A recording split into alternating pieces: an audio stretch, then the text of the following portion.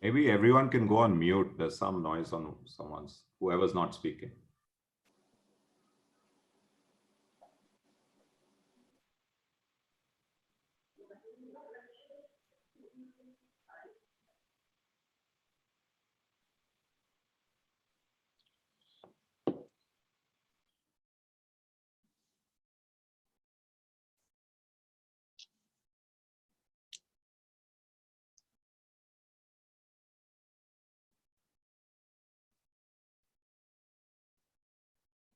Should we start, Rahul? Yes, Sandeep, we can start anytime.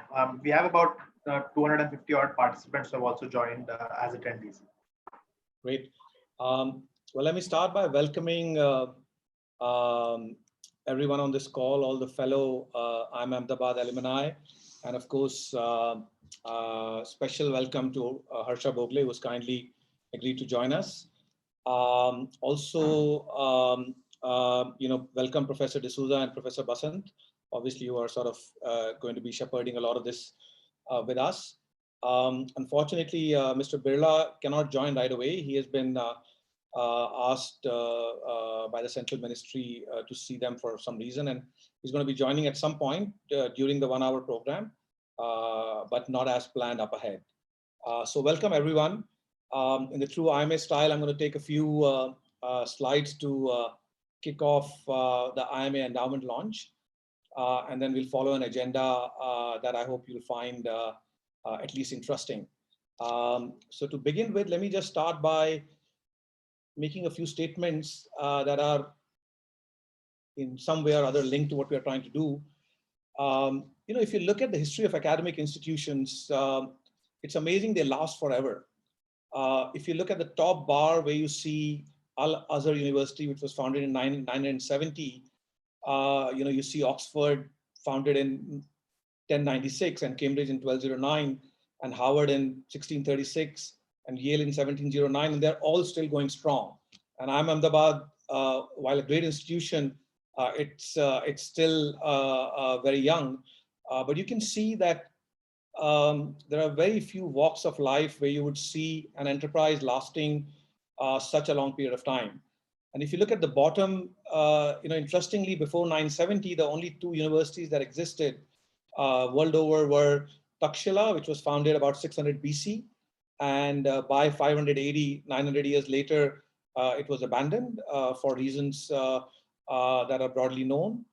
And around that time, Nalanda was founded, which went for another 800 years before that was abandoned. Universities are really, a long relay race, if you can call it that. All of us at present are sort of trustees or stewards of the institute at this point of time. You can imagine IIMA around and thriving 500 years later. So that's the kind of context that institutions have. Now, one of the things that has happened in the modern world is that the education institutions that have lasted so long have been fortified now by large endowments. And just to give you some example, there are 50 endowments globally which are more than $1 billion in sort of funds. You can see all the names that are up here. You probably know of them or many of them. Starting at the left end, Brown and NYU and many other universities are between $1 to $5 billion of endowment, and then you have the University of Chicago's of the world and Duke's and Northwestern and Columbia, which are between 5 and 20 billion. And then there are 5 universities which are more than 20 billion. So it just tells you how financially secure and fortified the large universities of the world are. And what is the reason for such large endowments? You can see in the next slide. I just picked 4 here. If you see the proportion of alumni giving back to their alma mater every year, this is not cumulative giving. This is annual giving. So on the left side, roughly about 20% of Harvard University's alumni give back to the institute every year. It could be a small amount, and frankly, the small is beautiful in this world because a large number of alumni give whatever they wish to in numbers, which results in formation of such large corpuses. And if you see Princeton on the right-hand side, almost 47% of the alumni give back every year, which is pretty staggering. So the the global universities are fortified by the goodwill of its alumni. And in that context, what we are looking to do here is pretty seminal. If you see what does an endowment do, this is an example of one of the universities, just Harvard for FY19, calendar year 19 actually, what all did they spend the grant from the endowment on? And you can see there is no walk of, or there's no area in the functioning of an institute that the endowment doesn't touch, starting from professorships to scholarships of students, to research, and going all the way to library and construction and so on and so forth. And there is at least a third of spend that's flexible, that's sort of unbudgeted, but is made for things that show up. So for example, the current COVID crisis, if the universities are going to go into a situation where they'll have shortfall of revenues, it'll be filled in by grants from endowment. So really there's no walk of life at the campus or at the university that is not impacted by the endowment funds. And in that context, we are happy to announce that IIMA Endowment will be launched or sort of given birth today, if you can call it that. We're going to start with an initial corpus of 100 crores, which has been endowed by 10 initial contributors, from who you're going to hear in a short while. We have a target of about 1,000 crores over the next 5 years. Now, compared to what you saw earlier in terms of the sizes of endowments at the US universities, this may seem like a small step, but like Lao Tse said a lot many years ago, and maybe I shouldn't be quoting a Chinese philosopher, but I should still, that a journey of 1,000 miles starts with a single step. So this is a single step that we are taking, and this endowment hopefully will take off and will be around for hundreds of years and further the cause of IIM Ahmedabad. Just in terms of the last slide that I'm going to cover, and then sort of invite Professor D'Souza and Professor Basant to basically launch the endowment.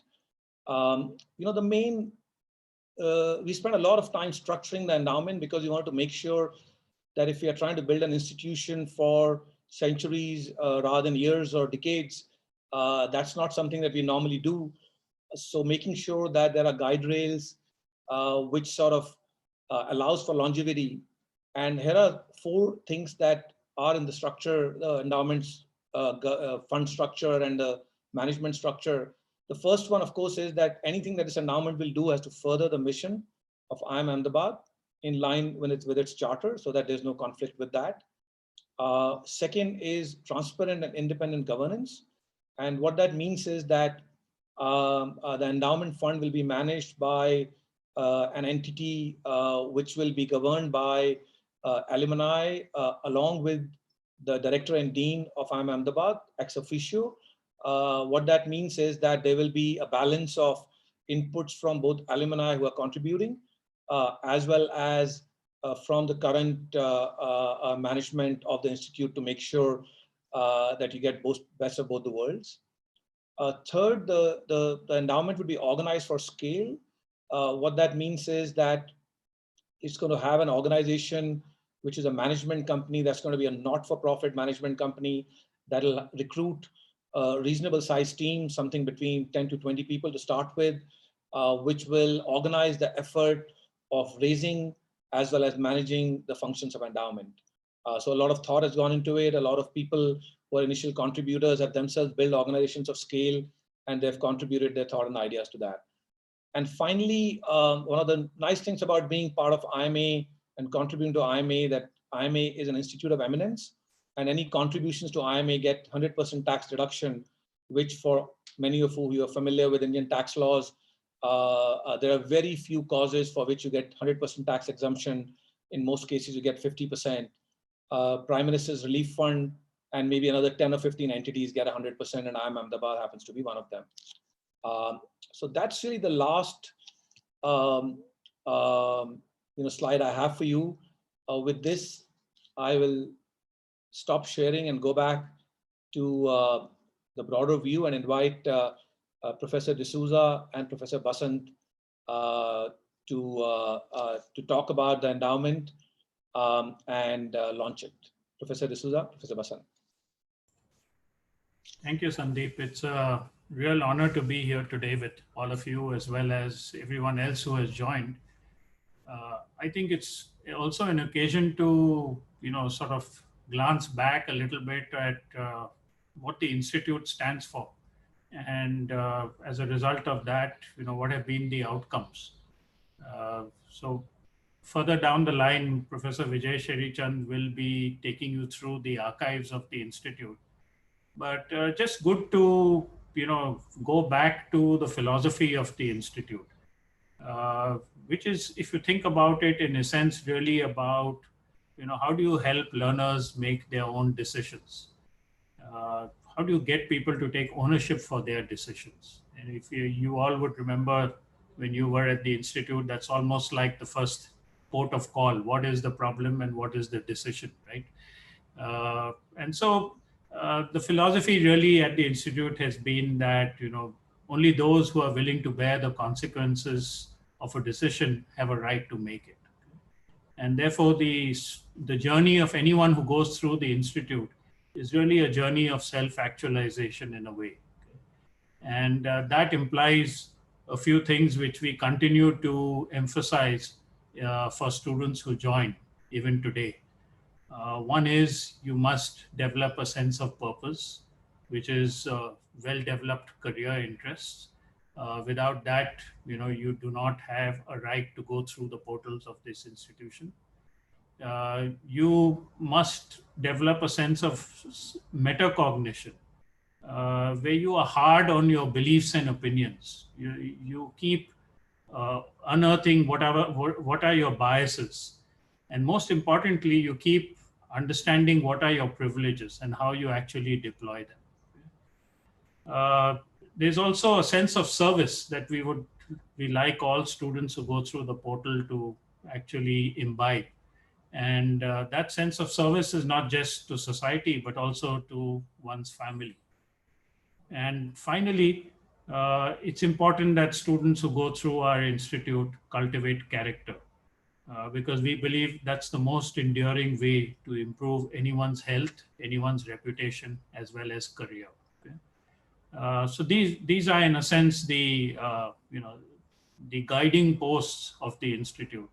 And today, it's an opportunity to actually, celebrate some of the outcomes that have emerged as a result of this. What we are seeing today is really a gift to the Institute to carry forward exactly these ideals, to ensure that generations to come will contribute not only to the nation, but to the world at large in terms of generating new forms of knowledge, in terms of serving society and people at large, and in terms of being very careful about the privileges that all of us have and the biases that we bring in the decisions that we make. So it's a proud moment for the Institute to start this journey today. We have been approaching various alumni over the past few years to get donations for various causes, but this is really, this sort of sets a very important, point in our history, where we are sort of saying that, as Sandeep said, that we want to endure, and to endure, you actually need the flexibility of resources. So thank you to everyone who has contributed to this endowment. And it is really a signal for future generations to join hands with us to continue on this journey, which will actually be impactful, not just in organizations, but also in terms of the lives that people lead. So I would like Professor Rakesh Basant to sort of join me. Rakesh is our Dean Alumni, and he and Sandeep have actually worked hard at making this possible. So I'd like both Rakesh and Sandeep to actually join me in formally announcing this fund and celebrating today's event. Absolutely. And all of us, it's not, it may not be clear, but all of these people have made a lot of contributions. They're just very shy and tend not to sort of come forward. So welcome. I mean, everyone should just, well, Professor Basan, do you want to say something and then we launch the fund open? Yeah.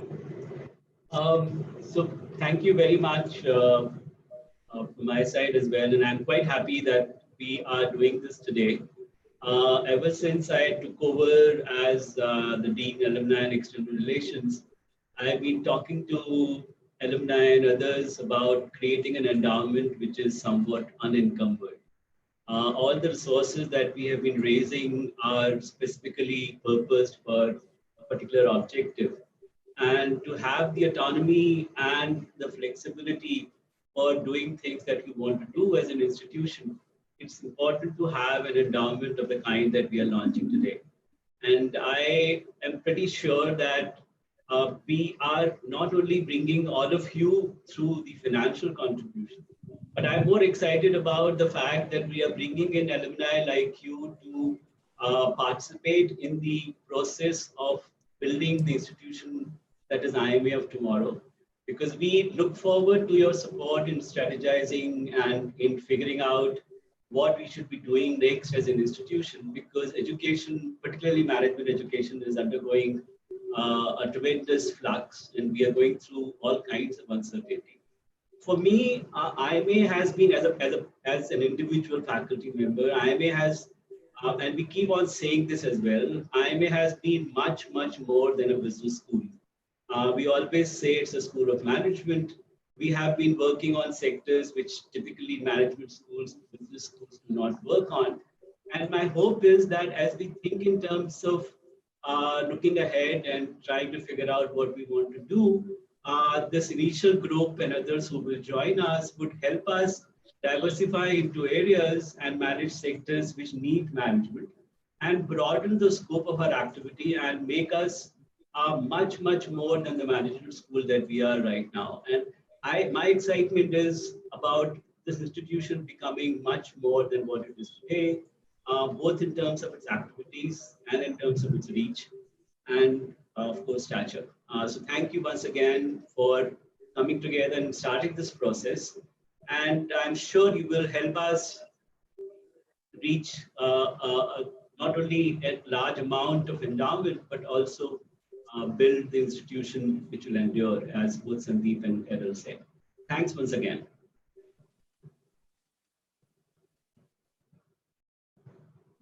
Thank you very much. Thank you very much, Professor Basant. So we'll wait for Mr. Birla. He will join at some point of time, and we'll probably have a couple of words from him if he has the time.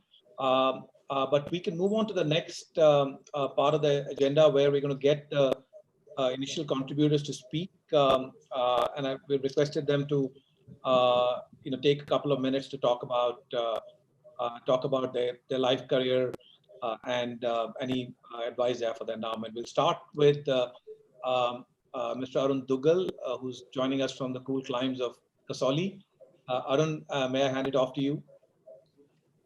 Thank you. Thank you, Sandeep. Delighted to be part of this great group and this tremendously important launch function. A few words about my background: IIT Delhi, then IIM Ahmedabad, 1972-74. After IIM, I joined Bank of America straight away, and I was with them for 26 years, different parts of the world, longest in New York, 10 years, but also Hong Kong and Tokyo. My last assignment with Bank of America was as country chief executive in India. And thereafter I retired and took on the role of company director, chairman of a few companies, and as independent director of few companies. The most important course directorship that I've ever held is in Sanjeev Bikhchandani's InfoEdge. And I was there for almost 12 years. And now I'm still on the board of several companies, chair a few boards.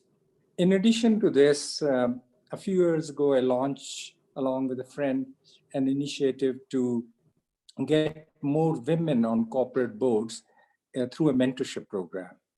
That mentorship program has worked very well, and women from that program are serving in about 200 board positions in India. 2 years ago, I launched or started another initiative at IIT Delhi to do research on air quality, clean air, and now we are expanding that to climate change. And more recently, like 2 months ago, we launched another initiative. It's called COVID Healthcare Volunteers, which is to have volunteers who want to help out, healthcare volunteers who want to help out in COVID situations, and connect them with hospitals, call centers, as well as diagnostic labs. That also, in that initiative also, infoedgenaukri.com is a partner. We have 2 daughters, 2 grandchildren. All of them are in the US, but my wife and I, we live in India, in Delhi, and part of the time in Kasauli, where I am today. Let me share with you a very memorable incident of IIM Ahmedabad for me, or of my life, actually. It was spring of 1973, probably February. And those days I used to go for a jog before sunrise outside the campus. The campus was very small at that time. And around the campus, there were fields. There were no other buildings. Now, of course, it's a different world. And as I was jogging, I saw a man standing and looking at the campus. I ran past him, but then I came back and saw him close. He was a European older gentleman, and he was looking at the campus. So I introduced myself, and he said, and asked, what brings you here? He said, I'm Louie Khan. I'm the architect of this campus. And I wanted to see the campus. I wanted to see the campus change in the early morning when the sun comes on. Would you like to join me? So I joined him, and he talked about his life, the buildings he had built in Brooklyn and New York. And he talked about Nalanda University. He said Nalanda University architecture has had a major influence on him. And then as we were standing, you know, the buildings were quite dark at that time. Slowly, the light came, and even before the sun, the color of the buildings began to change. When the first rays came, those dark buildings became pink. And as sun came up, they gradually became brick red. So that was a magical change that in half an hour that I saw. And I saw it with Louie Khan, which is a very, very memorable, part that I would never forget. But I like to make one other comment based on what Sandeep was saying. Yes, Nalanda University is gone, and its ruins are there near Munger. But in a way, architecturally, we have inherited Nalanda University, and that exists in the form of IIM Ahmedabad. Thank you. Well said, Arun. That was heartwarming indeed. Sanjeev, may I ask you to go next? Yeah, thanks, Sandeep. I don't think I can have a story that compares with that. And thank you for all the kind words, Arun, about InfoEdge and Naukri. My name is Sanjeev Bikhchandani. I am class of 87 to 89 from IIM Ahmedabad. Prior to coming to IIMA, I had studied economics at St. Stephen's in Delhi and worked in advertising for 3 years. in Delhi and then Bombay at Lintes. I graduated from IIMA and I joined a company that was called HMM. After various mergers and acquisitions, it is now called GlaxoSmithKline, and I was in consumer marketing. So 3 years in advertising, 2 years in consumer marketing, and then I quit and became an entrepreneur. I had no big idea, no vision, no dream. I just said I don't want a corporate life in a large corporation as an employee. And we started operations. We drifted for 7 years, did a whole bunch of small things, and finally in '97 we launched Naukri, which turned out to be right place, right time. Got lucky, whatever. It turned out to be all right. And so InfoEdge now owns and runs Naukri, 99 Acres, Jeevan Sathi, a couple of other websites. We also invest in startups. So we invest in Zomato, Policy Bazaar, a few others. And we've most recently announced the launch of a VC fund, which will be partly funded by InfoEdge and partly by a couple of external investors, one external investor. So that's my journey for the last, 30 years almost. Why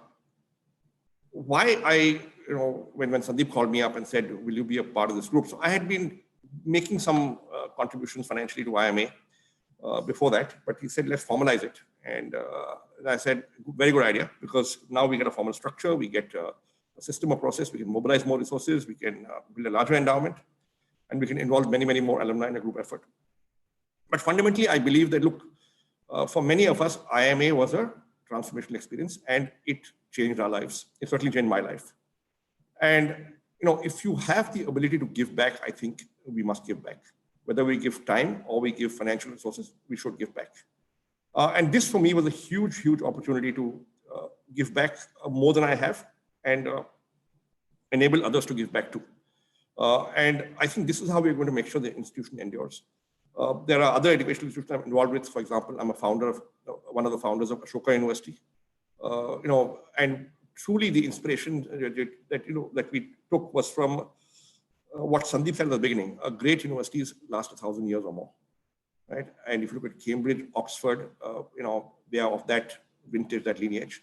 So if you are to build an institution that endures for several hundred years, maybe 1,000 years, maybe more than 1,000 years, then I think you have to mobilize people, resources around that institution for the right purpose. And I think this endowment fund will hopefully help in that direction.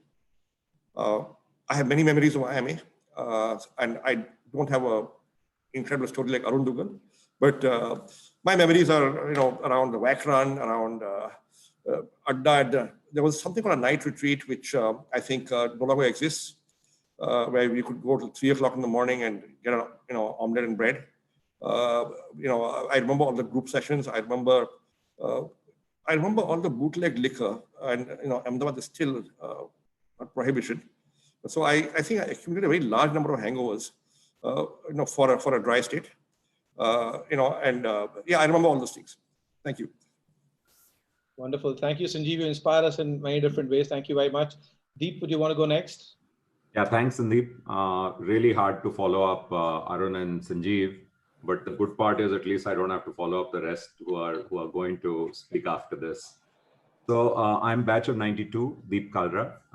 I did a corporate job for 8 years. I joined a bank out of IIMA, ABN AMRO Bank, which was out of placement actually. And then I brought an American company to India, but working for them, called AMF Bowling. Tried to do something fairly transformational, entrepreneurial in the country without realizing I want to be an entrepreneur. Panicked because it wasn't going anywhere. Panicked because I'd stopped learning and joined GE Capital for just a year and a half, and then got bitten by the .com bug and basically set up Make My Trip in April 2000. In many ways, I've followed Sanjeev's footsteps. He is a friend, philosopher, guide for me. I turn to him for many, many things. I think it will be fair to say that navigating entrepreneurship, navigating setting up a new company, particularly in the toughest of times, if you look at the .com bust, you look at 9/11, a lot of us were around then. I know Westbridge was, Sandeep and SK were old friends. We almost did business together. One of my big regrets. Sanjeev was joined as an advisor, but he was always helpful. So I think what I learned at IIMA very consciously, and I think also, subconsciously, was very responsible. Firstly, I think it gave the confidence to take on something very crazy. Every time you want to do something very crazy, out of whack, I think you need to fall back on something. Inner strength is good to say, but the ability to break down complex problems in a very structured manner and to address them in that structured manner, I think IIM gave that in some sort of way. Because almost every course we attended and every professor we heard was actually saying that in very different ways. So there was nothing that you couldn't do, there was nothing you couldn't break down and attack in a methodical manner. And actually that's how I went about it. So I think creativity maybe comes from somewhere else, but the ability to address something which is unknown and to have the confidence, I think, to stake out. So that definitely thanks to IIM. And the second part which IIM has given me is a great network. Very, again, not consciously, best of friendships made in the dorm, best of friendships made in groups. My Louie Khan story is about Louie Khan Plaza, and I can't even say it on this group now, though Sanjeev was bold enough to say other things, but there were some pretty crazy stories and things that happened in Louie Khan Plaza. Yeah, they're just too many good memories, whether it was Frisbee rugby, whether it was getting into class without having read the case, which happened far too often for me. Jain Saab, please forgive me. I feared him then, and now I can't even tell you how dear he is to me. We actually, helped him write a case after that. So it's just so many amazing memories that I wish I could actually go back and relive those 2 years. So I'm not going to take up much more time. Why I joined is very simple. Sandeep is one of those few people who I can't say no to, and it was a very noble cause. Sanjeev's another one of those. So it was a great group. It was the right thing to do. I too had been helping out IIM Ahmedabad in a small way, but not enough. So my dream for IIM is not to stop at being the best college in India or South Asia or even Asia. I think been there, done that, folks. I think we now really, really need to aim for the global stars. I think that's where we belong. And I'm hoping that this endowment can also help in some sort of way, give more resources, give more time from various people so that we find that right place. There's no reason we shouldn't be up there where we are not counted with the other top business schools in the world. So that would be really my dream. And it's just an absolute privilege to be part of this great move. So thanks, Sandeep, and thanks everyone, Professor Basant, Professor D'Souza. Thanks so much, folks, for letting us do this, actually. Thank you. Well, thank you very much, Deep, for revolutionizing Indian travel. We continue to be your customers every day. May I ask Ramesh to go next?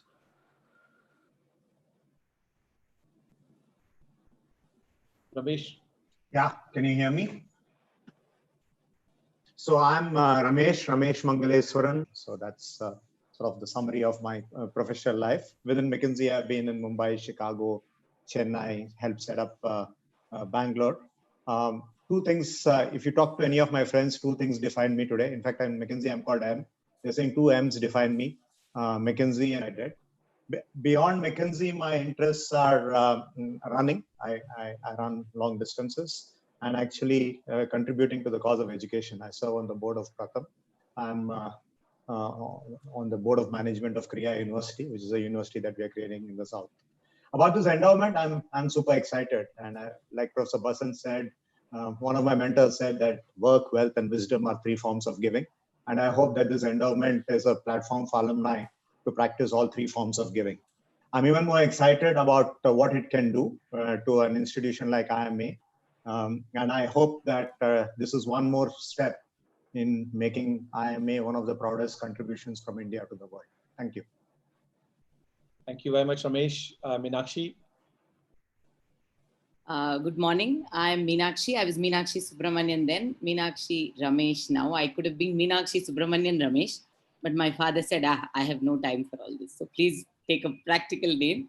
I came to IIM Ahmedabad from MS University, Baroda, a commerce degree. And I remember my family was most excited that I picked a college that was 2 hours from home. I don't think anybody even thought about anything beyond that. My grandmother was very excited. Ladki hai, dur nahi bhejna hai. but it was clearly the most transformative time of my life. I have to say, looking back, I echo some of what Deep said, that maybe one, given a chance, one would have paid a little more attention in some of the classes. When I read a beautiful obituary to Professor Mote last year, I really found myself regretting that I did not absorb or learn some of those gems better. But still, I think one came out with the confidence that one could take on the world. I went to Kotak Mahindra from campus for a very brief innings. Then I worked at CRISIL. I took a maternity break of about 5 years. And then I worked with Pratham for a very long stint in Mumbai as CFO of the Mumbai initiative. We moved to Chennai about 11 years ago. I've been working with a lot of local NGOs, local startups in the civic space. I now wear two hats. I work with United Way Chennai. I'm the CEO for United Way Chennai. It's part of the International United Way Network. And I'm also a co-founder at an online magazine called Citizen Matters, where we really work with citizens to try and solve hyperlocal civic issues. We try and get more awareness about how we can all participate in lots of civic issues as opposed to just being bystanders and complaining about things that don't work. So I could, of course, say something very cheesy and say, Lambi race ka ghoda mil gaya IIM. So that is what I got out of it. But that apart, yes, I also think that we're all inheritors of a wonderful legacy, a legacy that we owe it to the future to pass on. Last week, I was speaking to somebody, a very senior retired bureaucrat in Delhi, who talked about trying to help people either come back home or go back home during this crisis. And he quoted the scriptures to say that knowledge is something that grows when shared and diminishes when just conserved or not shared. I think we all got a gift that deserves to be shared so it grows more. And then also very, very differently, I'd like to give an analogy. My sister is a gynecologist. She always says that a baby's birth weight determines its head start in life. I think we all got the equivalent of a good birth weight in terms of the education that we got. It put us so many steps ahead of the vast majority of our countrymen. So if we can do a little bit to share this joy and this legacy with a few more people, I think that will be a good job. Thank you very much for inviting us to be a part of this. We are very honored to be in this group. Thank you very much, Meenakshi, for those inspiring words. Also, thank you for trying to solve the more difficult problems that are not easy to solve. Thank you very much. I think I'm next. I'm going to just basically, I grew up in Delhi, went to IIT Delhi, with my batchmates, a bunch of who were going to the US. I, basically flew with the current and went to the US and did a master's degree.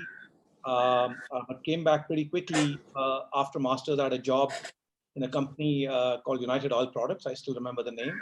Thankfully, I decided not to work for them, and I came back to India and I worked for a few years with Hindustan Unilever before coming to business school. So, and I came to business school in the year '97, where several people on this call, were in my batch.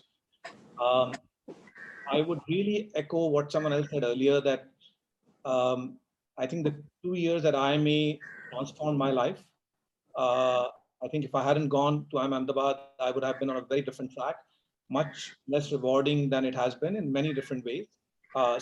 It's a blessing to be able to go to an institute where you get the kind of education, the kind of professors, who are, who uplift you in many ways, but also to get a cohort which inspires you and challenges you. We are all friends. We are also competitors all the time. We sort of, lift each other in different ways, sometimes by praise and sometimes by a spirit of competition. So really, I graduated. I worked for a couple of years in BCG, a consulting firm, and 90% of my working career, actually 95%, has been Westbridge Capital. I started Westbridge Capital with my partners. One of them is on this call, SK Jain, in the year 2000. I also had the privilege of co-founding Sequoia Capital in India in 2005, which is now run by our able colleague GV and other people, in India. So that's what I've done for 20 years, and I've seen the power of small ideas whether it's Make My Trip of Deep Kalra or Naukri of Sanjeev Bikhchandani, and many other entrepreneurs. Today, actually, there's an explosion of entrepreneurs from IIM Ahmedabad, and I wouldn't be lying if I said probably the best quality of entrepreneurs actually is coming from IIM Ahmedabad. A lot more, I would say, sober and seasoned, and trying to build enduring value. In terms of what I remember from IIMA, of course, I met Kavita at IIMA, and I can't better what Ramesh said. So I'd say that's obviously a gift of IIM Ahmedabad to me. But also, the only thing I remember about IIM Ahmedabad, the things I remember are small, strange things like walking out of the class and looking at the notice board and realizing that you have a quiz in about half an hour. I mean, that's the unique feature of IIM Ahmedabad, and that is what I remember the most, apart from a lot of other small things. I'd better pause now and pass it on to my truly better half, Kavita. Thank you, Sandeep. And it's a real honor to be here with this group. Just listening to you all is bringing a rush of, both the memories of IIMA and I think the trajectory of all our lives, which clearly, at least it changed my trajectory in a very significant way, both professionally and personally. And I will always be grateful to IIMA for that. Just a little bit about my own journey. I went to IIT Delhi first, then worked with the Tata Administrative Service for 3 years before I came to IIMA. So, in those years, those who came with even 3 years experience were kind of the seniors of the batch. And so what that meant is that when we made CP, everybody kind of listened, or at least pretended to.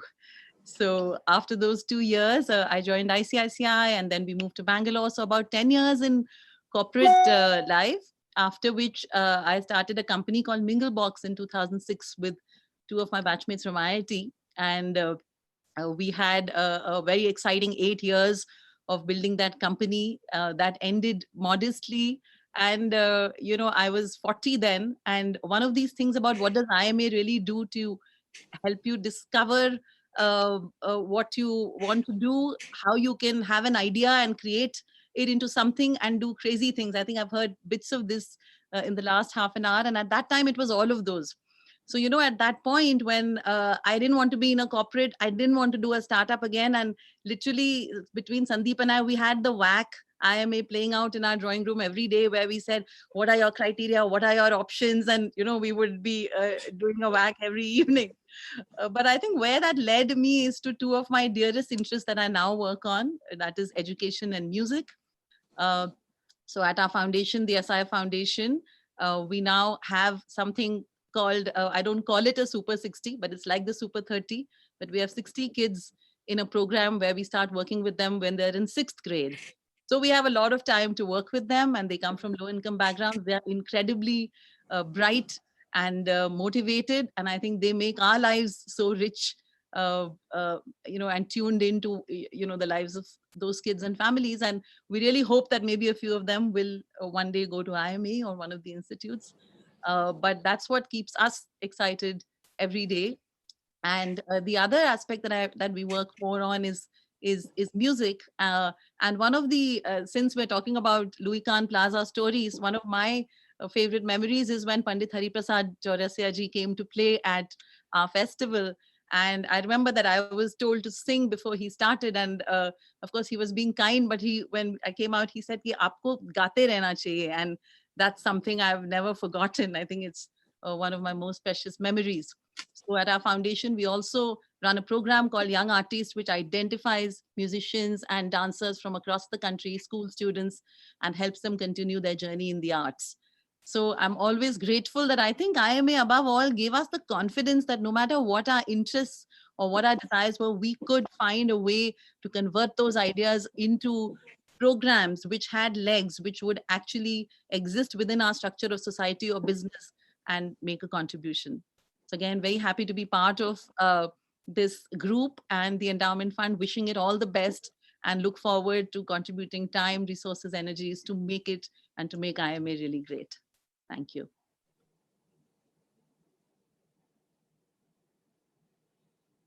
Sorry. Sandeep, you're on mute. Yeah, thank you, Kavita. Thank you very much. Kuldeep, you are next.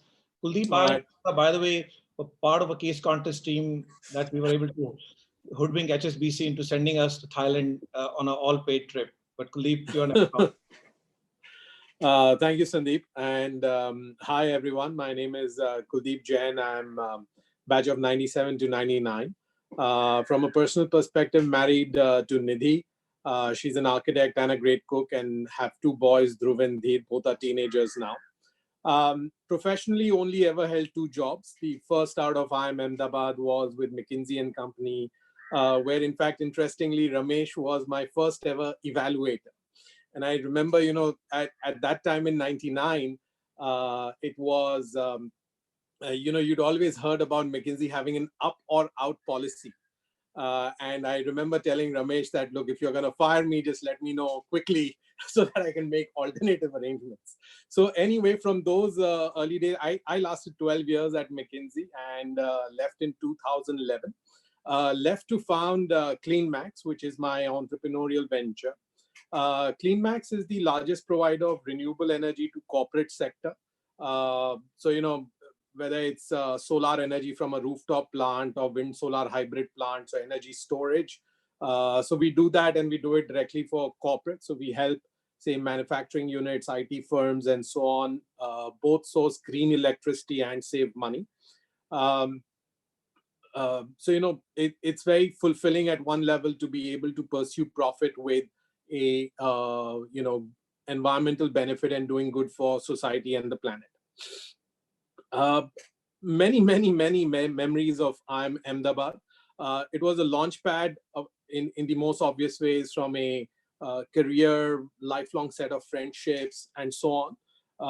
But the thing I took away the most was a culture of both effort and excellence. It's I don't think I've ever worked as hard. I never worked as hard in McKinsey or at CleanMax as I worked in the 2 years at IIM Ahmedabad. So there's a real culture of effort, but also a culture of excellence. So that's the thing I imbibed, whether it was the VAX you did, whether it was the academic efforts, the group work, because the peers were so excellent and the quality of the institute was such that the culture of excellence set in and lasts for a long time. I'm really thrilled about this endowment. I often feel that what holds the leaders amongst Indian academic institutes from achieving their full potential is sometimes a lot of the other restraints which come around them, which are created in part due to the lack of resources, or come with the color of the money that is being provided, or the government interventions and so on. So I really think it is time for the thousands and thousands of alumni that this great institute has to support and give back. And my one goal for the endowment would be to create a culture of giving amongst the alumni.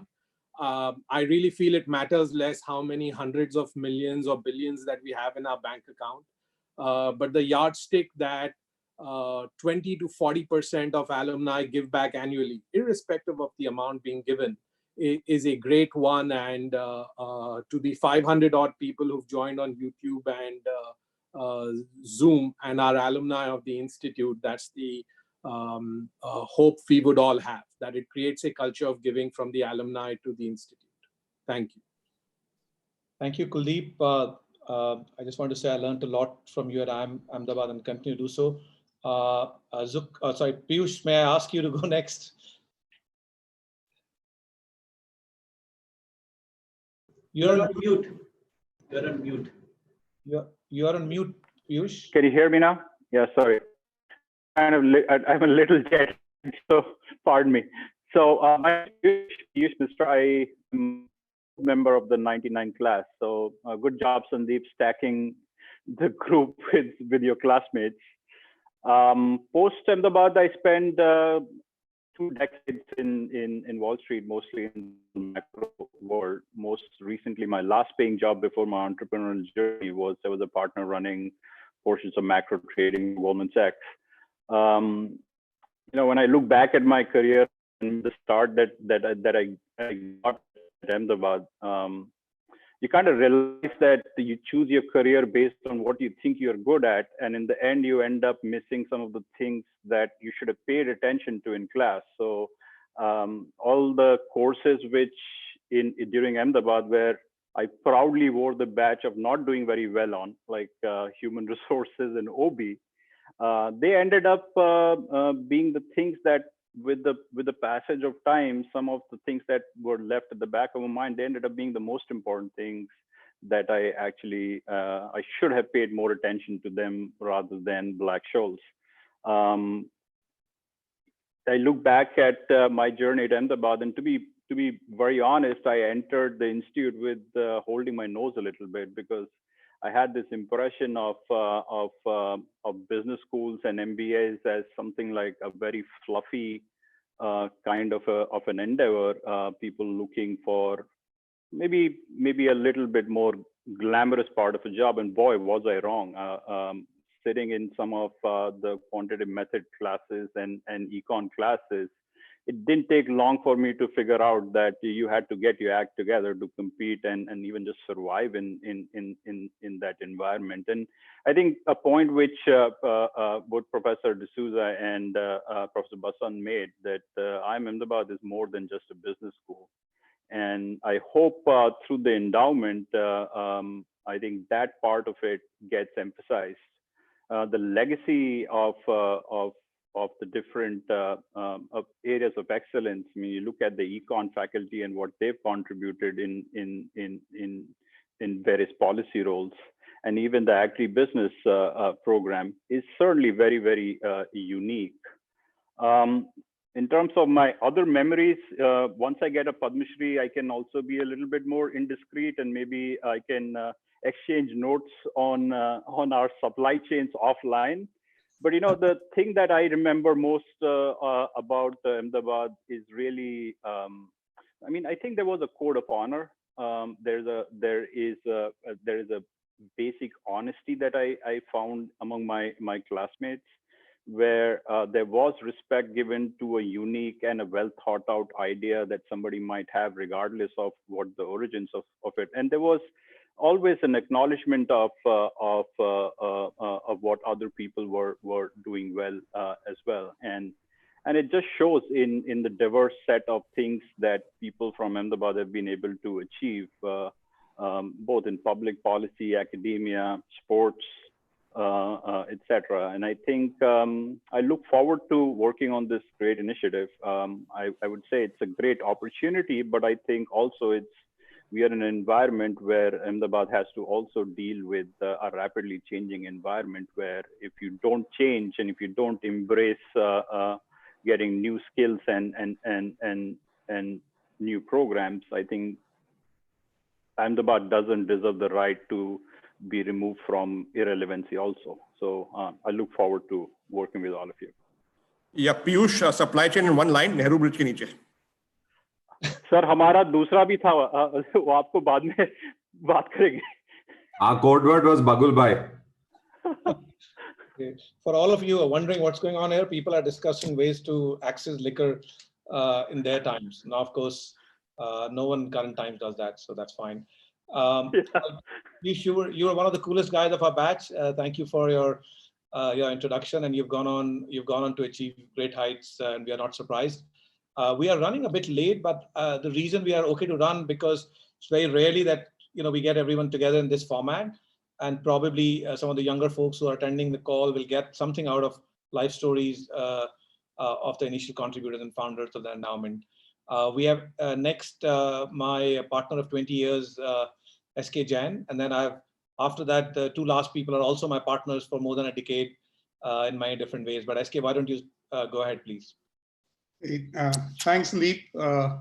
It's actually just fascinating to be here with old friends, and some of whom one goes back more than 30 years. So it's just and for such a wonderful cause.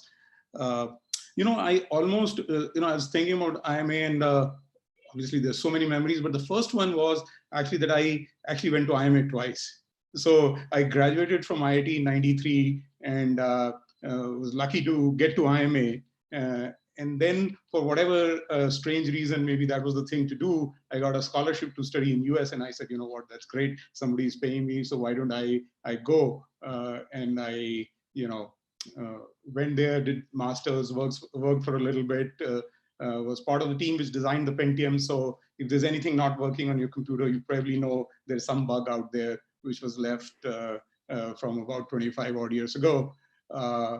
But then I came back to India, was again lucky that, IIMA is still, like a good parent accepted a child who had gone astray and said, that's okay, you make your mistakes and you come back. So I was part of the IIMA class of 98 to 2000.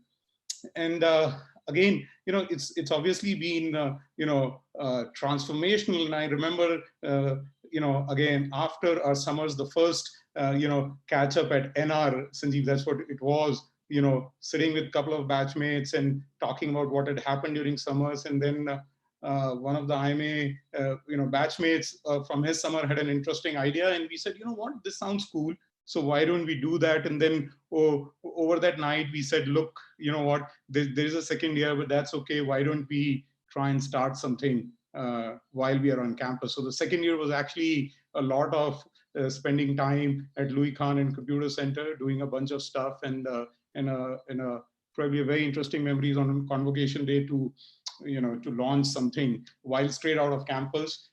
Had also learned enough of marketing to convince people while on campus to give some money to us entrepreneurs to do that. Interestingly, it didn't go anywhere, but that's what really IIMA actually taught, that you can do your things, you can make your mistakes, but as long as you're doing the right things, things will turn out okay. For me, the takeaway was, if you can't do it yourself, find other people who can. And who can build great companies. And that kind of, led to being part of founding teams for, Westbridge Capital along with Sandeep, and then later on with Secure Capital, where both GV and VT were there. And it's wonderful to, just have been associated with those,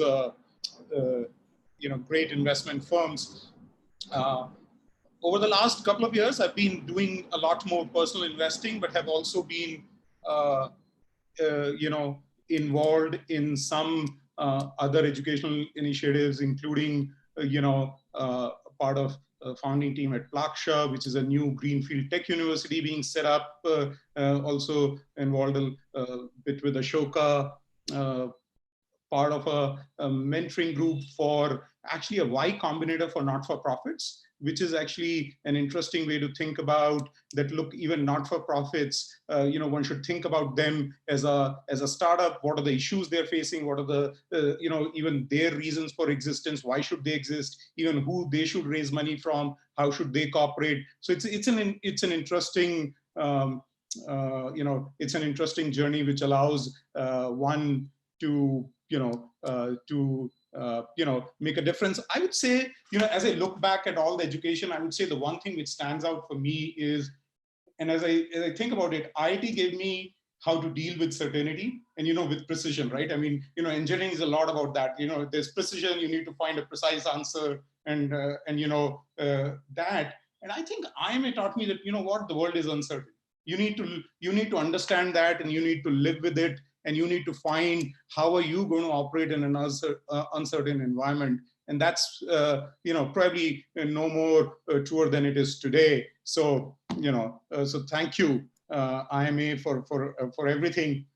I think just finally, just on the endowment, I think as Sandeep has eloquently talked about, endowments globally have played an important part in institutions. And to make sure that they are, they are perpetual. And I think it's and in some ways, look, a lot of us, at least on the investing part, owe a lot of our careers to a lot of endowments globally who invested, who trusted us. And so I think it's actually in a lot of ways, coming back to give it together. And then finally, I would say, look,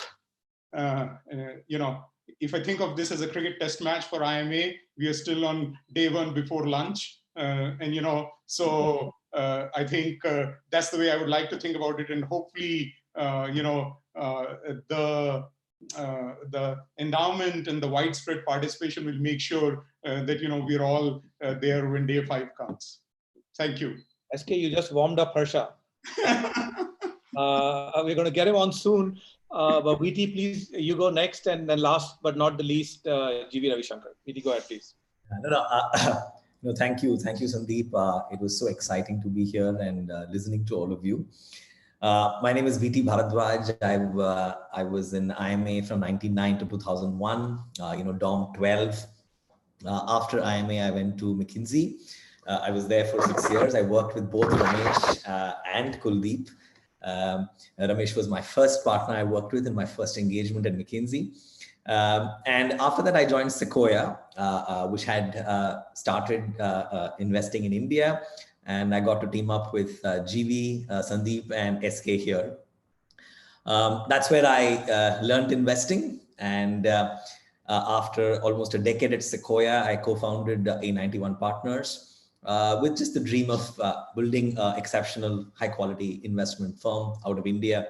And that was in 2018 with a fair amount of trepidation and slowly learning how to do a good job of it.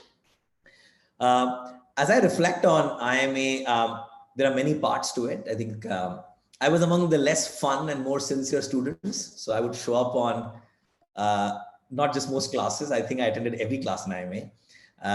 And I was among the more boring folks. But 2-3 things, the concepts that you learn, CCCF, so what, I think stay with you lifelong. In addition to the lifelong friends that you make, and for me, less lifelong people whom you will end up working with. As I look at the Zoom screen and speaker view, I'm just so grateful for just the number of people I've had a chance to work with in the last 20 years, and so many of you are on the screen. I think that's what IIMA does. You not only just learn and make friends with your batchmates, but as you go out into the world, there's a large alumni network that you end up working with, enjoying and growing along the way. 2 anecdotes, from IIMA, one at entry and one at exit.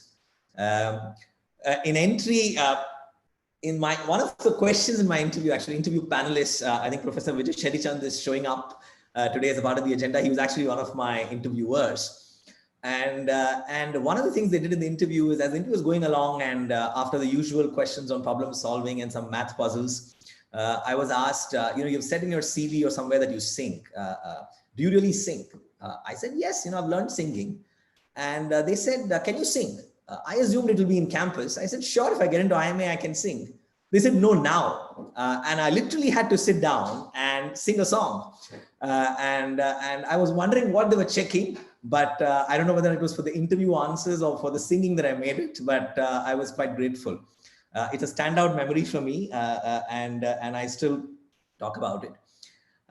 My second was on exit. I was one of the 2 victims of the Gujarat earthquake in 2001. When Arun was talking about the Louie Khan Plaza, the Louie Khan bricks hit me, and it was a very life-altering experience. I feel in addition to management education at IIMA, I also got some perspective lessons, of what it is to be injured, what you go through during an injury, how people reach out and help you. And more importantly, I think it has given me a lifelong perspective on how to deal with any crisis. And I'm very grateful to that. If I were emotional, I would say a part of my bricks of Louie Khan, became part of my blood. But it was, I thought, a very interesting and in hindsight, a life learning experience. When Sandeep called me and spoke to me about the endowment and what he was trying to do, I was super excited, and I'm very thrilled to be a part of what I think is a pretty historical moment for the firm, for the institution, and I'm very grateful to be a part of it. I first heard about the concept of an endowment at Sequoia in one of the fundraising activities, and I just thought, what a cool concept. And I just said, what an extraordinary bridge to build between, in my mind at least, capitalism and good causes. And suddenly there's a way for you as a small contributor to give and be a part of something that can help big institutions just go on forever doing the good things that they are doing. And I was, and as I read and I learned more about the extraordinary endowments that have been built in the United States, I was very envious. I was like, I hope, there is a day when we see more of this happening in India. And therefore, when Sandeep spoke about it, I was so excited that he was driving it. And I'm very excited to be a part of it. And I just hope that this endowment swells and scales, performs, and really fortifies the institution, over the next several decades. I also hope that this seed, convinces other alumni of other great institutions in India to also do this, because I do believe that this is the only way that we can aspire to building world-class institutions and to make them enduring. So thank you for the privilege of being a part of it, and a special thanks to Sandeep for weaving this together, which I think is a very important moment for the institution. Thank you. Well, VT, thank you very much. Whoever told you that you are the most boring guy in your batch was absolutely lying. You were never boring. You can ask anyone at Sequoia, and I'm sure McKinsey guys will tell you that too. No one has seen any grown-up pale dance the way you do. I think when the brick fell on him, that caused the transformation. That caused transformation, possibly. Well, GV, you have the last word from the alumni, and appropriately, please go ahead.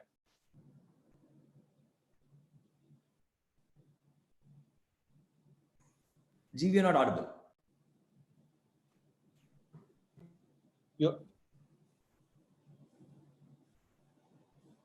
GV, you're on mute still. No, I think GV, if you don't speak on headphones, just speak on your speaker, it'll be all right. You're on mute right now. You're on mute. You can unmute. आपका red आ रहा है, mute.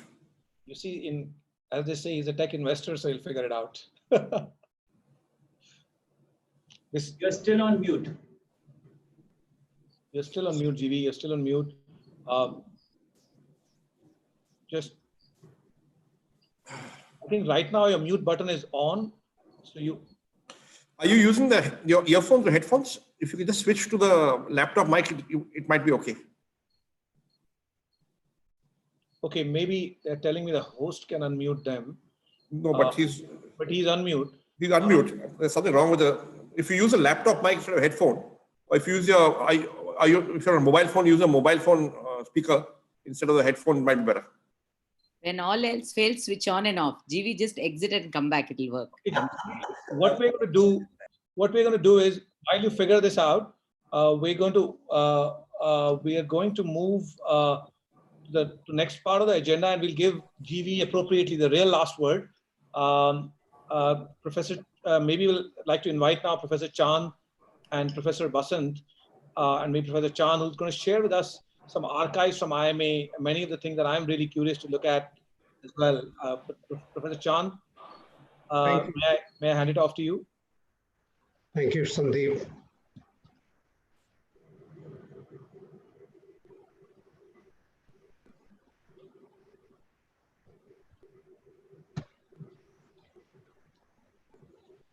Vijay, make it full screen, please. Yeah.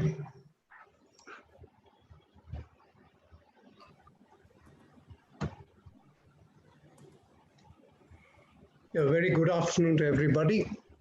Now, it's with a deep sense of gratitude that I'm beginning this very brief account of the early days of the Institute.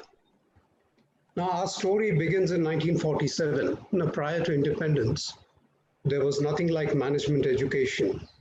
But soon after independence, starting with a committee in 1948 by the Council for Technical Education, which later on became AICTE, and a number of other policy initiatives, finally, it was decided that there would be two institutes of management education. The initial proposal was for just one at Bombay, as it was called at that time. But finally, two national institutes of management, one in Calcutta and the other in Ahmedabad, came up. So our story begins on December 11th, 1961, when the three gentlemen you see on the screen, had a wonderful partnership going. And linchpin of this partnership was Vikram Sarabhai. Vikram Sarabhai, a master networker, coordinator, motivator, the one who really brought the institute to Ahmedabad when Maharashtra, newly founded in 1960, could not make up its mind whether to have an institute outside the university structure. And he saw this as an opportunity and convinced Kasturba Lalbhai, who managed to mobilize local industry, and Jivraj Mehta. Now, the three of them relied on a 1956 plan that had been made by a consultant from the US. And that plan said you need about 25 lakhs for land and about 15 lakhs for buildings. So Kasturba Lalbhai said, okay, let me mobilize the 15 lakhs from a terrible underestimate, but he used this to mobilize local industry. And the gentleman in the middle, Jivraj Mehta, the first CM, said, okay, you need land, but then the institute had to pay for the land. 25 lakhs at that time, didn't have the money. And Jivraj Mehta came up with a wonderful idea of giving the money as a grant to the institute and taking back that money in lieu of the land. Now, at that time, there was also a plan to approach Dena Bank for a loan. The process was almost complete. And this man, Jivraj Mehta, the chief minister, said, I'm going to come to the branch and stand guarantee. I'm going to sign your papers. Now, that was the kind of CM we had at that time, who was also the first chairperson of our governing body. There were two other partners who were roped in very quickly. The person on the left, Douglas Ensminger of the Ford Foundation, came to India and Pakistan in 1951. And actually, having an institute outside the university system was his idea. He's the one who said, you can't have the hierarchies of a university killing any such new initiative in India, and you need to take it out of the university system. And this was the problem first articulated in 1956, that the University of Bombay raised an objection to. And Douglas Ensminger played a key role in mobilizing about $3 million for the institute. The first endowment that we had came from the Ford Foundation over a 10-year period, and it ended with a wonderful grant for a mini computer, a time-shared mini computer, which Narayan Murthy as systems analyst and Professor J.G. Krishnaya, handled. That was the last grant that we had in 1970. So Douglas Ensminger was a very key partner in the first 10 years. On the right, you see Harry Hansen, a marketing professor from Harvard, who was in charge of the Harvard team in working out whatever they had to do with the Indian Institute of Management, Ahmedabad. Now, Harry was helped by two others, very important people, Dean George Baker, 1962 to 70, he was Dean of Harvard, and he was the one who designed the partnership that IIMA would have with Harvard for a 5-year period. And the second person, Warren Haynes, an economist, who was actually made in charge of the team in Ahmedabad. So he spent about 3 years, close to 3 years in Ahmedabad. Now the link among all these partners, Ford Foundation and the Harvard Business School, was the first faculty member to be recruited by this institute in the OB area, Professor Kamala Chowdhury. And she played a key role in working out the details. She spent a year at Harvard, even before she joined the institute, with Harry Hansen, working out the plans, smoothing out things. So you had all these people coming together to set up what would later on become a great institute. Now, look at this, a wonderful house which belonged, it's no longer in existence, but it was a bungalow belonging to Nirmala Bakuben Charity Trust. And this bungalow was taken on lease for 3 years by the institute. Fascinating accounts of how Vikram Sarabhai got the building assessed, got the repairs done.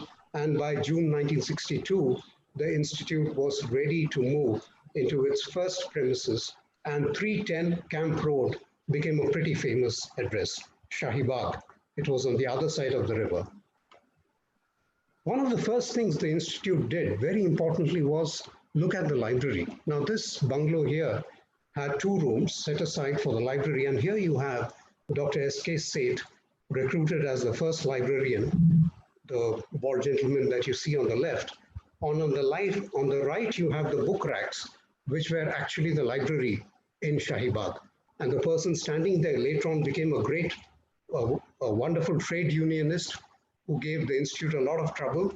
Hari Desai is standing there, the person towards the right, one of the earliest employees of the Institute. Along with the library, the case method, obviously with Harvard coming in 1962 to 1967, the case method made an entry with Professor Warren Haynes writing the first case to be ever registered at the IIM. Now, if you look at this title, very interesting, Air India D. So obviously he wrote A, B, and C, but we don't have those copies available with us.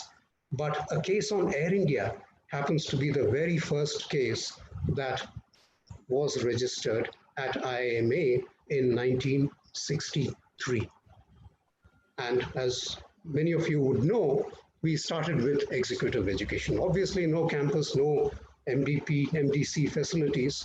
So we used to have these programs in hotels. Now, this picture I've taken from one of the first programs that we had, January 1964, at the Rambagh Palace. So you had the West End Hotel in Bangalore, places in Ajmer and Agra, many other places, hotels where we had our executive education program. And you see in the second row, seated first row, you have Professor Warren Haynes right in the middle, and to his right is Professor Kamala Chaudhary. So you have the executive education taking off, but that doesn't mean that PGP took a backseat. There was planning going on. Here is a photo from the Shahi Bagh bungalow where a PGP committee is in progress. You know, they called it an MBA committee in those days, but here is Warren Haynes chairing the meeting. Kamala Chaudhary is on the extreme right. So this is how they started planning in 1962 to 64 before the PGP was launched on 1st July 1964. And the Ahmedabad textile industry inaugurated in the auditorium of that center, Atira building. Now, what did the Institute do? Fascinating. They said, okay, let's not wait for the campus, probably Harsha Rawal of the first batch, because there were 2 women in that batch. And the furniture is interesting. You know, we have some examples of this left. There was a German designer called Bernhard Kern who was working in Ahmedabad at that time. He had a workshop in an area called Navrangpura, fairly close to the Institute. And Kamala Chaudhary and the administrative officer used to go and work with him, got the designs done for the table and the cot that you see. These 2 are Bernhard Korn's designs. So there was this openness to bring in expertise from wherever it was available. And that you will see later on when we come to Louie Khan. Now, here is a good example of what the classroom looked like. On the right, you have Professor Mote, and on the left, and on the right, you have Warren Haynes. In this picture of a typical classroom, which the first batch used.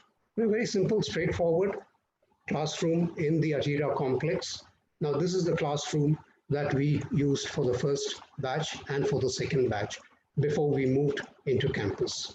Now, here are the first 2 women of the PGP, the first 2 women graduates taken at the convocation in 1966.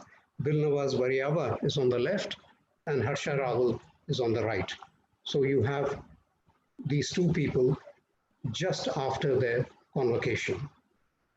In between, in 1964, fascinating, you have Hassan Taj of Lintas, Levers International Advertising Services, designed the Institute's first logo, and you'll see something is missing from this logo.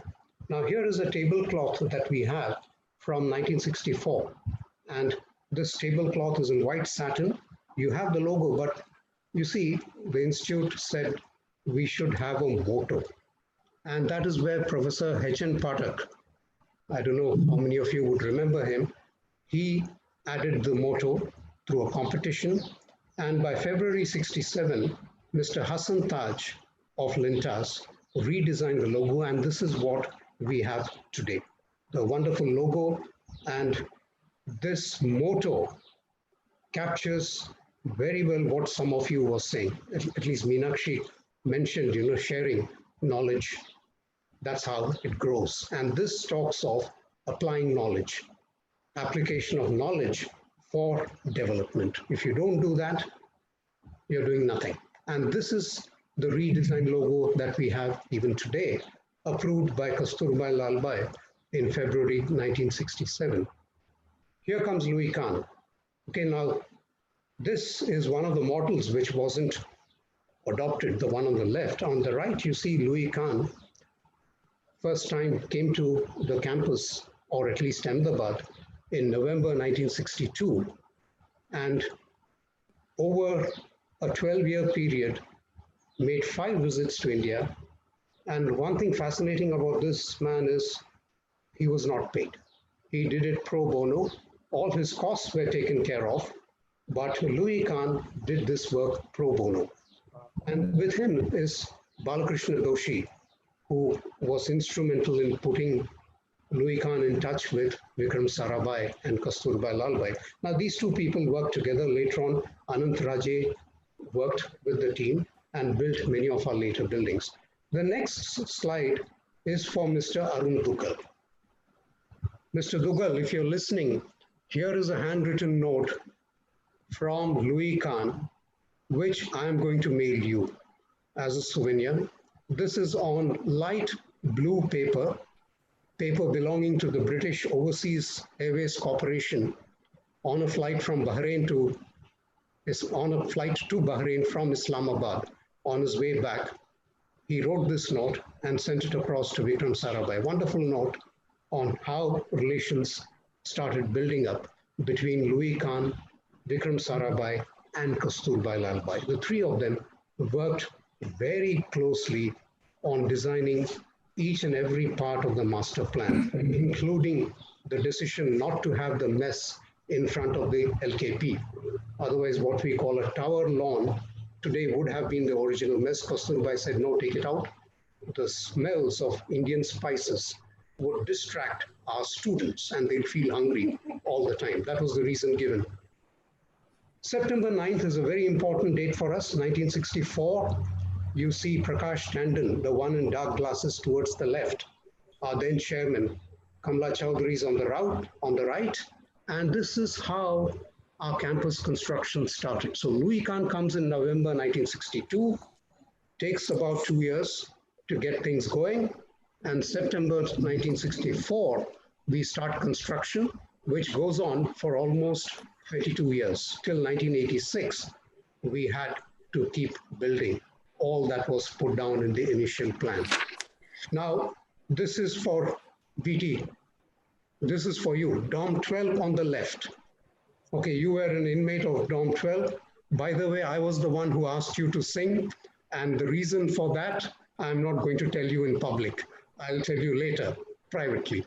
Now here you see Dorm 12 was the first dorm to be constructed, and faculty members standing there, just after the first convocation. So the convocation was held the first convocation before LKP came up, was held just by the side of D12, where there are lawns today.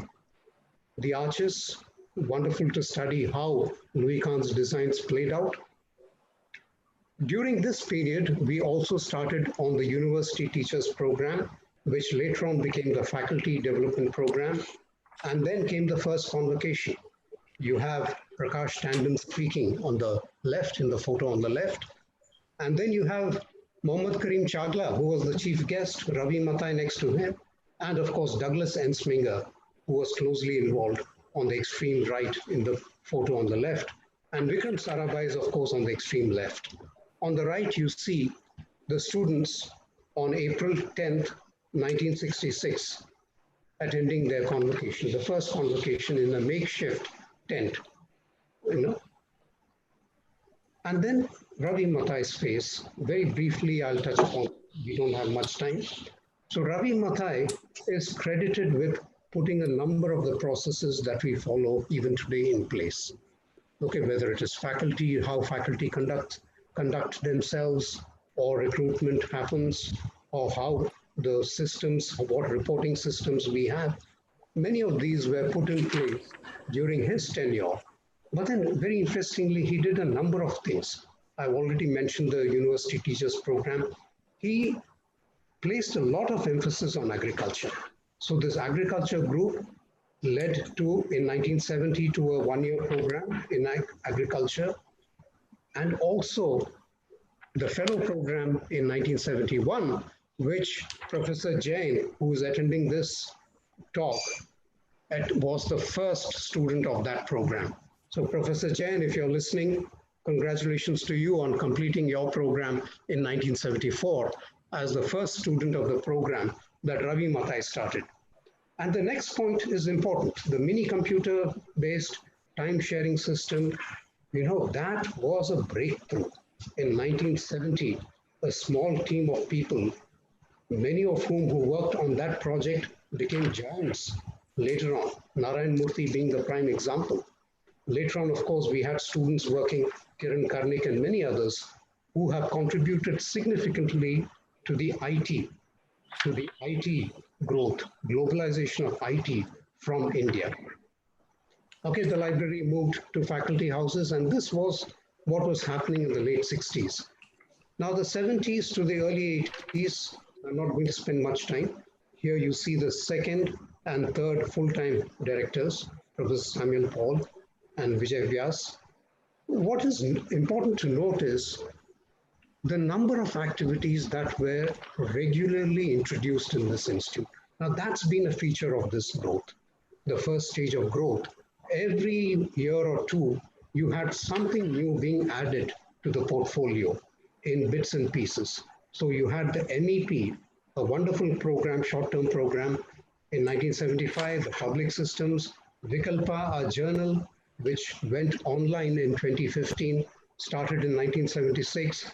The CAT launched in 1977, the expansion of PGP in 1979, the internationalization of faculty development going to Egypt, Indonesia, and so on.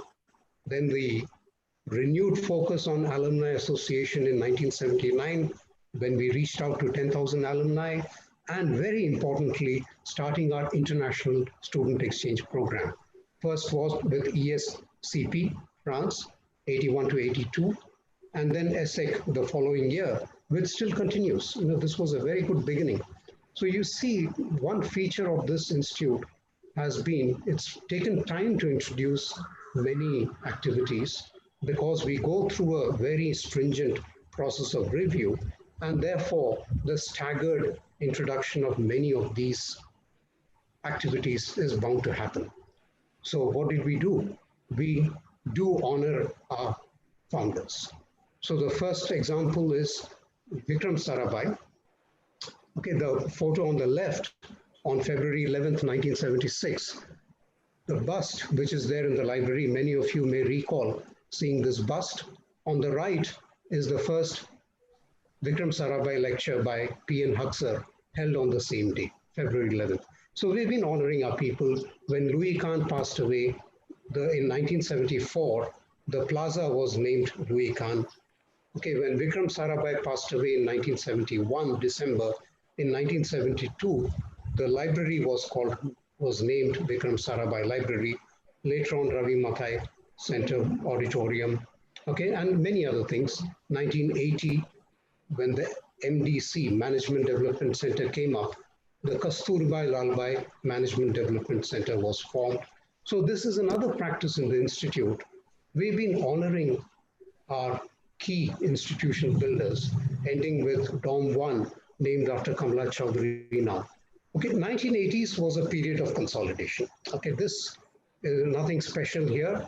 Oh, the one thing I would like to draw your attention to is that in 1987, Friends of IIMA, this endowment activity reminded me of that, and that's why I put that in. Peter Geithner was a close supporter of great supporter of the Institute when it was founded. He was in Delhi, based in Delhi at that time. He became chair of this foundation, and Dr. Samuel Paul, who was in the World Bank at that time, became the secretary. But unfortunately, this didn't take off. This initiative didn't take off. Okay, what did we do next? We honored Ravi Mathai. Okay, now this is the auditorium that you see, completed in 1996. Okay, the interior of the auditorium and the outside. Outside, please ignore those two busts of Gandhi and Patel because that was a special function. But this is the auditorium which we decided to name after Ravi Mathai, and we also set up the Ravi Mathai Center for Educational Innovation in 1991, of which I happen to be a part. Now, Mr. Chand, if I may interrupt you, I would love to spend a lot more time. This is the last? Yes, wonderful. The last slide. Okay, now here is the transition where I stopped, where you had a freeze in November 1991 of the recurring expenditures, and this is actually the most critical turning point, in my opinion, that the Institute has faced, because this is the first time when we saw the need for self-reliance. And our reliance, self-reliance, our journey towards self-reliance actually started with the austerity measures that we put in place in 91, 92. Okay. With that, now I'm going to stop sharing my screen.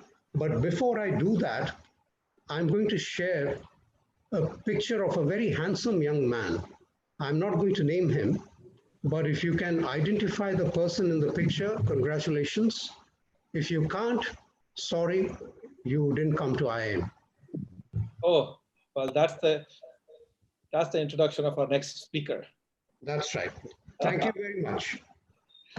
Thank you, Professor Chand. Thank you very much. This was really, really interesting. I think there are many of these things that none of us knew. Thank you very much for putting it together.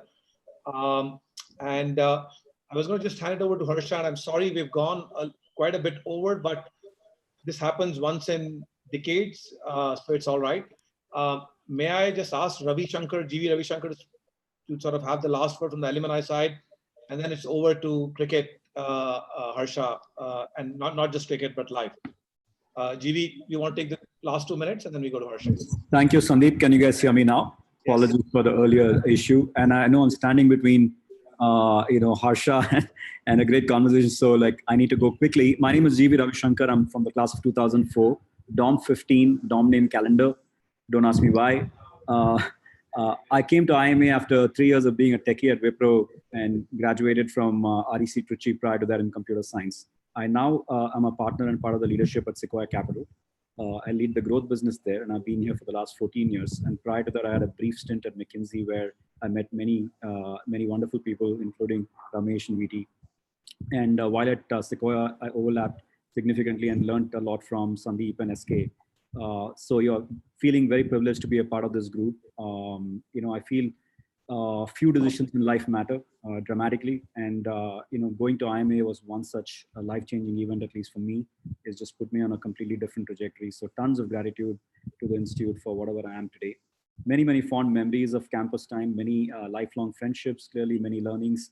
I don't have much time to go through a lot of anecdotes, but I have one learning that I still keep as dear one, and it involves a couple of people that are on this team, and Ramesh and Meenakshi may remember or not. For my batch, during the introductory, when the whole batch was assembled to start, they were amongst the guests that were invited to speak to the students.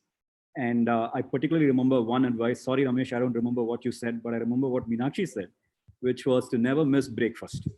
And as simple as it sounds, I realized that had a lot of wisdom packed in it. And as I unpacked it, a couple of things that stood out for me is just being disciplined and prioritizing things well.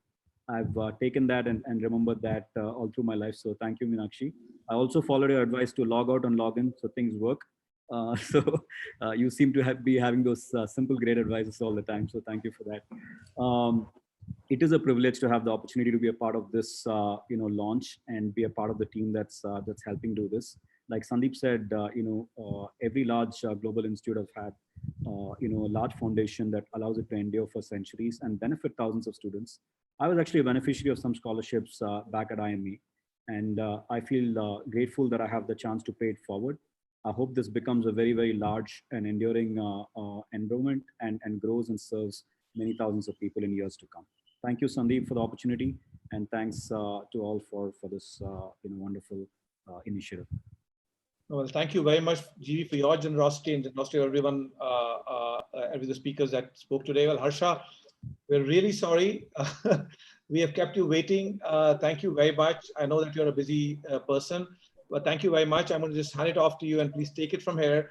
I just want to let everyone know that if you want to see just Harsha, you can go on the right top of your screen and do the speaker view. That can sort of get you to just see Harsha closely as he talks about the topic that he's going to speak on.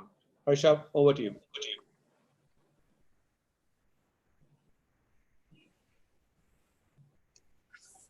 And Harsha, you're mute. Yeah, yes. There I am. Yeah. I'm petrified of a casual conversation going on air, so I put myself on mute. Thank you very much for the chance for that photograph. Hairstyles were different then, but I've discovered over a period of time that hair can be transitory as well. It's here today, gone tomorrow, back again. So that's not something to worry about. Before I get into the couple of points that I've prepared for, great to see Professor Basant with the red bricks. Red bricks are such a big part of our existence. I go back to the Institute as frequently as I can. Every time there's a game in Ahmedabad, I call up somebody and say, guys, I don't know who I'm calling, but I want to visit the Institute. So I do that from time to time. I did that most recently, and it's good fun. But when I tell the young students there that my institute is across the tunnel, your institute's on the other side of the tunnel. So it's good to see the red bricks there. Meenakshi, your suggestion is something that I follow before I go to every single game. I might miss something, but I never miss breakfast. It's the best suggestion you can give to everybody. And a quick word on SK. He mentioned that we are at about lunch on day one when it comes to the endowment. The good thing is, while you don't win matches, test matches by lunch on day one, you can lose them. And the fact that we are around at lunch on day one says that we've made a good start. We're building a foundation. We're probably where Louie Khan was between 62 and 64. We're building a foundation to do well. But I'm delighted by the endowment. I think for a long time, our institute, our beloved institute, was a little hamstrung by policy. And I think it is now being liberated by imagination. And I think they should have come a lot earlier, but it's fantastic that it's coming now. And what a fantastic group of alumni. I think the best thing you can do, which happened at the start of the IPL, by the way, you just drag all your friends along. So thanks to Arun Dugal, actually, there's somebody older than me. There's a group of young people running this place, which is fantastic. The young have an energy that dissipates quickly. And for an institute to survive, it needs its younger alumni. It needs its more vibrant alumni to be doing things. So I'm delighted. The institute transformed. I know the word transformed is at the heart of all that we are discussing today. The institute transformed me. And I'm delighted to see that there is a process on to transform the institution. It does strange things to you, this institute. It batters your self-esteem first, and then it betters it. So it battered my self-esteem. I wondered what I was doing there. But by the time I left the gates, not these new gates this side, but the gates on the other side of the Chaiwala across the road. By the time I left the institute, it was a different place. And I'm delighted when I speak to younger people these days, I'm delighted that the institute is still transforming lives. It takes a certain caliber of individual in, it transforms that person, and it makes men out of boys and women out of girls by the time they actually leave the institute. And I think that is something that should never change. And I think we need to be aware that there is an aura around this institute.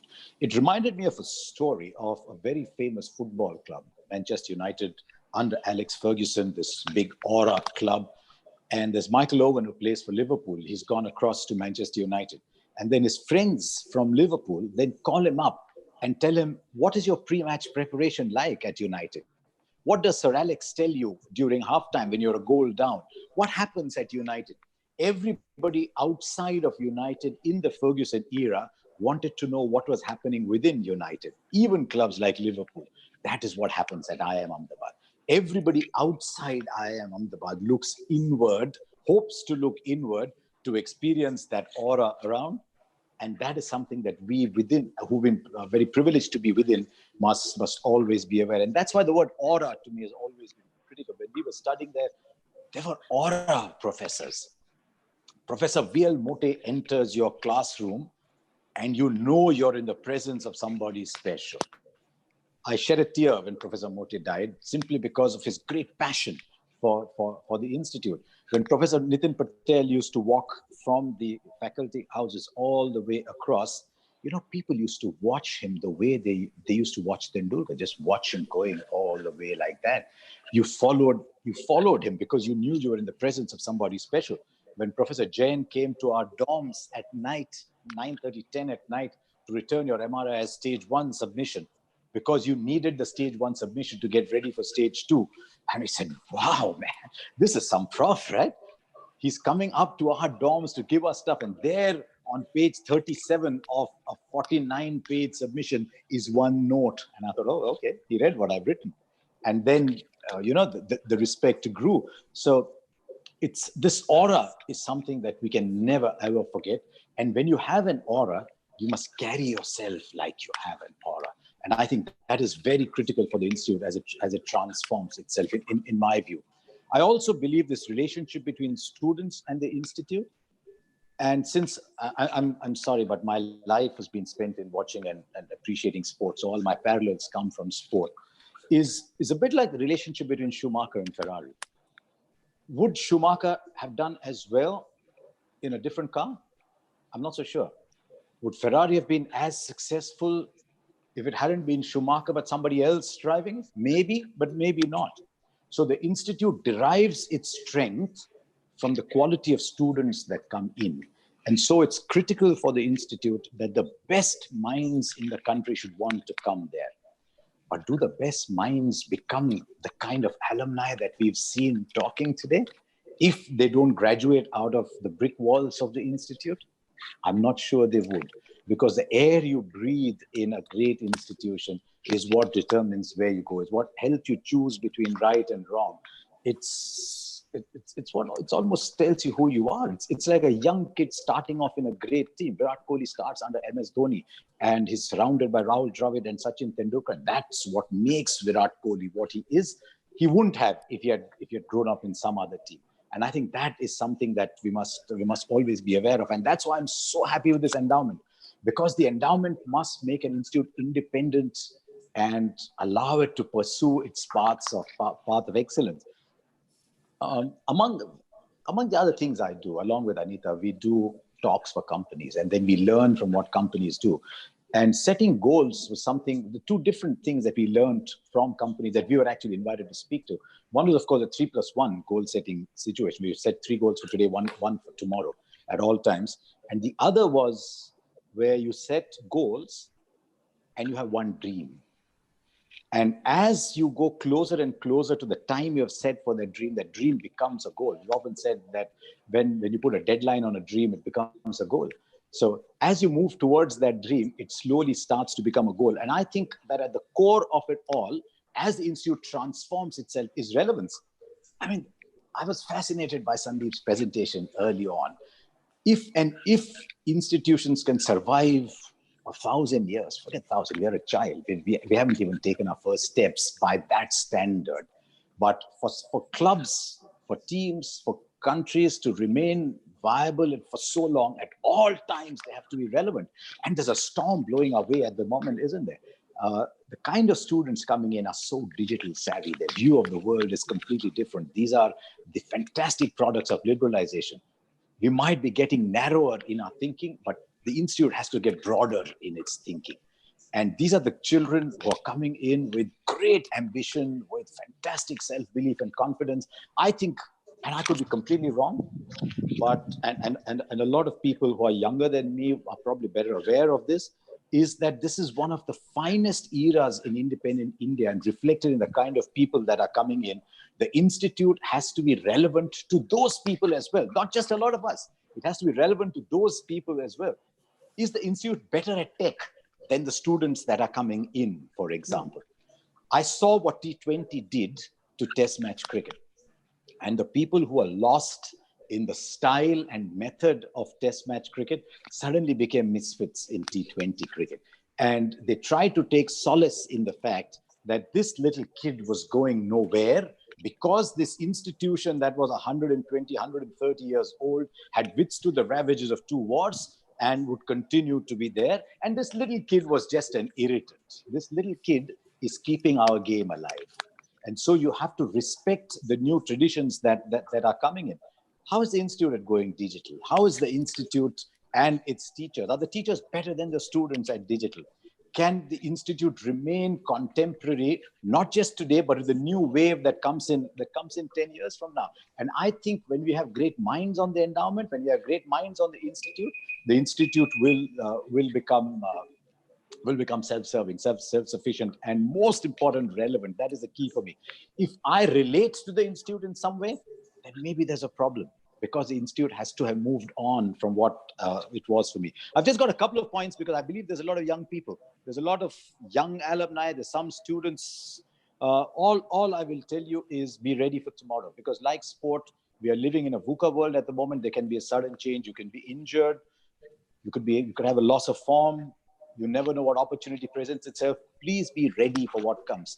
And if you think you're living in times of adversity, then my view is a little different. I think the finest innovations, the finest progress has come when adversity has forced people to think a certain way. So for all you young students who are thinking, why am I stuck in this adversity? This is probably an opportunity. You're playing on a slightly dicey pitch. You make a 40 on a bad pitch, it's better than scoring an 80 on a good pitch. So use this opportunity to get your runs in, and just remember to be humble. One of the things we've noticed is that great careers are built on humility. I'll just end by saying that we need to remember, all of us, that we are privileged, and all you young students, you're privileged that you can put the 4 finest letters in front of your name, which is IIMA. And that is a standard that everybody must aspire to. So delighted with this endowment. I'll be very disappointed if more people don't come in.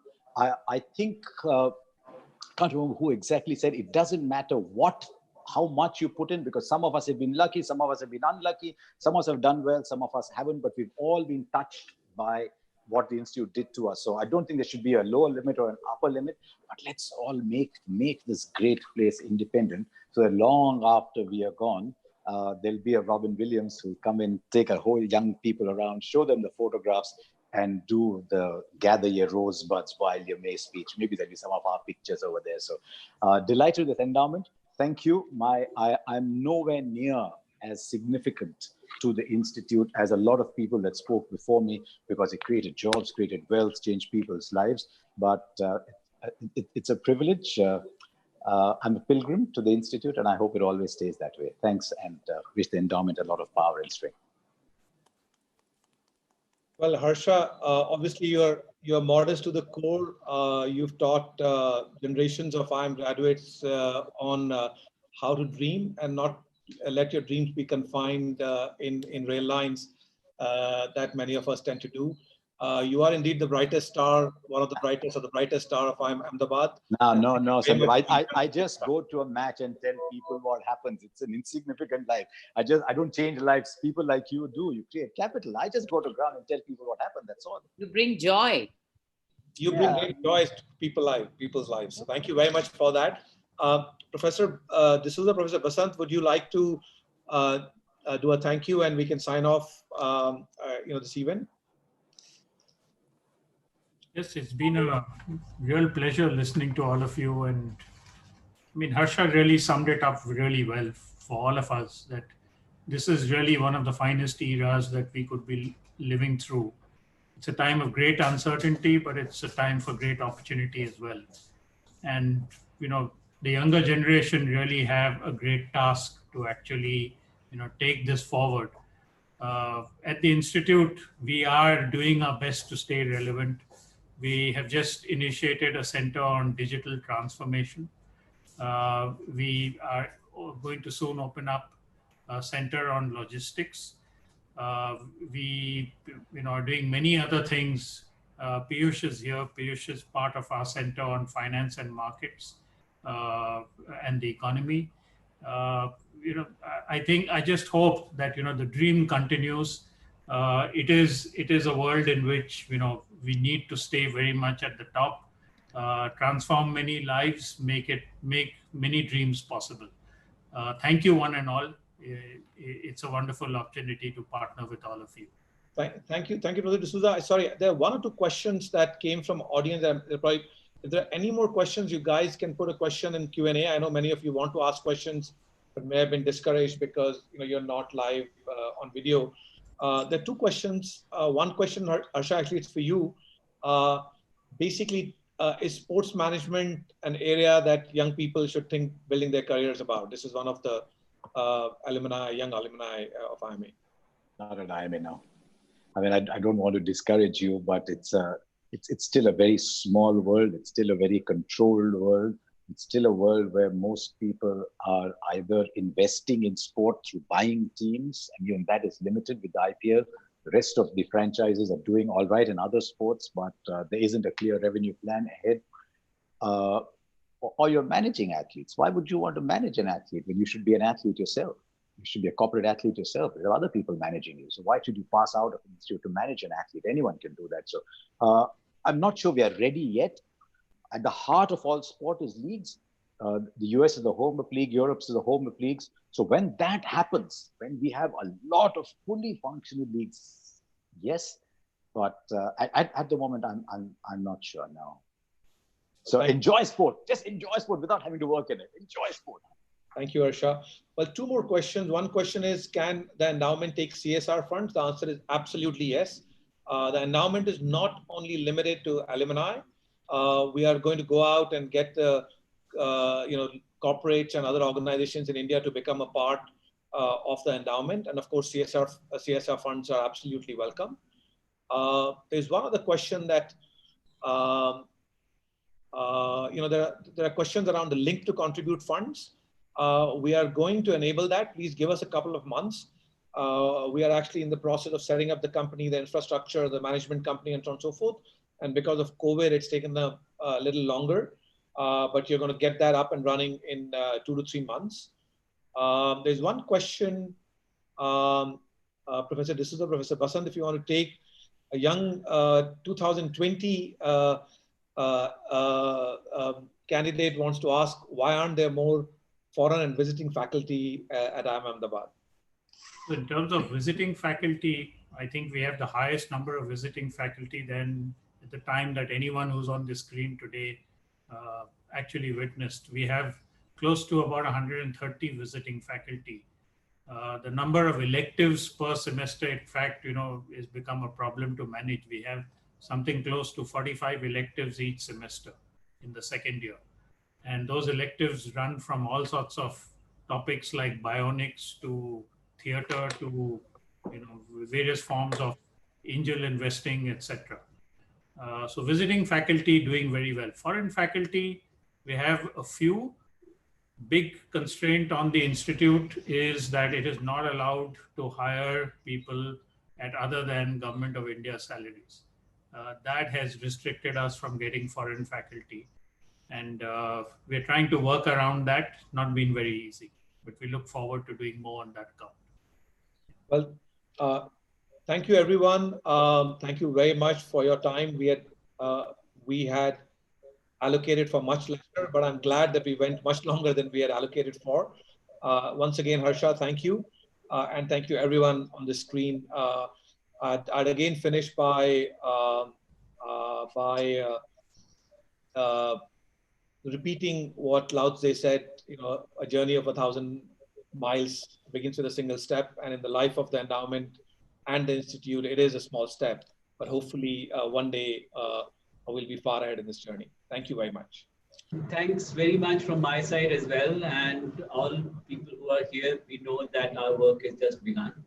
So we'll be working together and take this forward in whichever way we can. So thanks once again to everybody.